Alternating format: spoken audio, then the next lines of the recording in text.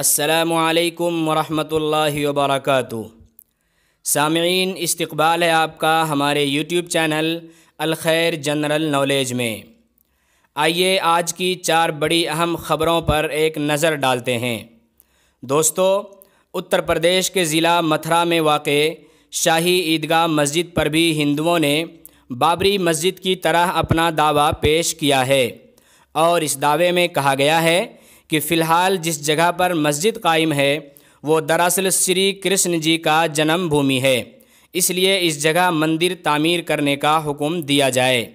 اسی حوالے سے کل بروز جمعرات فریقین کو عدالت میں اپنی بات رکھنی تھی، لیکن آپ کو بتا دیں کہ اب اس معاملے کی اگلی سماعت آئندہ سال 7 جنوری 2021 کو ہوگی، جبکہ گزشتہ سماعت میں عدالت کی طرف سے فریقین کو نوٹس بھیج کر ان سے جواب طلب کیا گیا تھا۔ آئیے دوسری بڑی خبر کا رخ کرتے ہیں۔ کل بروز جمعرات 10 دسمبر کو 1:11 پر وزیر اعظم نریندر مودی کے ہاتھوں سے نئے پارلیمنٹ ہاؤس کا سنگ بنیاد رکھا گیا۔ اس موقع پر مرکزی کابینہ کے کئی ممبران اور ممبران پارلیمنٹ بھی موجود تھے۔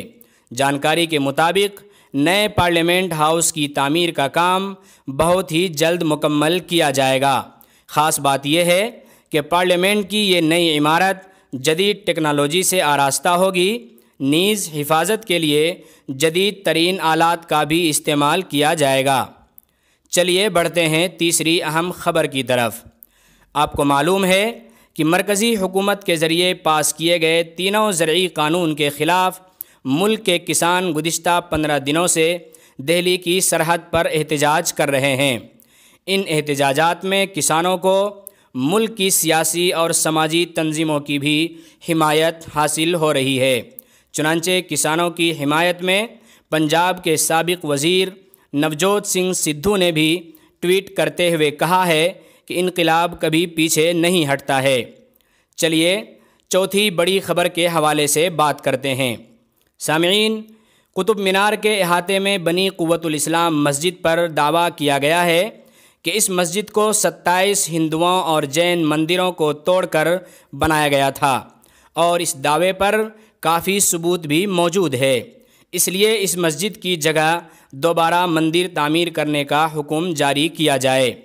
اس سلسلے میں سول جج نے کہا ہے کہ عرضی کافی طویل ہے، لہذا اس میں دیے گئے حقائق پر پہلے مطالعہ کرنا ضروری ہوگا، اس لیے عدالت نے اگلی سماعت کے لیے 24 دسمبر کا وقت متعین کیا ہے۔